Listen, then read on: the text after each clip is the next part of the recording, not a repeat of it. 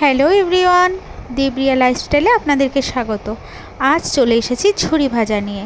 ঝুরি ভাজার জন্য প্রথমে নিয়ে নিলাম বেসন, হলুদ, আন্দাজ মতো লবণ, সামান্য পরিমাণ লঙ্কার গুঁড়ো আর কিছুটা কালো জিরে। কালো জিরের পরে নিয়ে নিলাম একটু বেকিং পাউডার।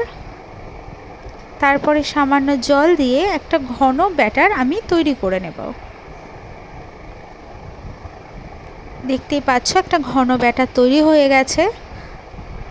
এটা এখন ঝুরি ভাজার জন্য রেডি হয়ে গেছে। তো এবার আমি ছাঁচ নিয়ে নিলাম, এটা দিয়েই আমি ঝুরি ভাজাটাও তৈরি করব। তো এটার মধ্যে আমি অল্প অল্প করে ব্যাটারটা ঢুকিয়ে নেব।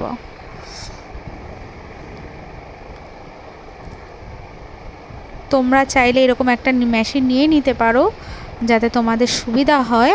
আমি তো নিয়ে নিয়েছি। তো চলো এটার মধ্যে আমি রেডি করে নিলাম। খুব সুন্দরভাবে এটা রেডি হয়ে গেছে।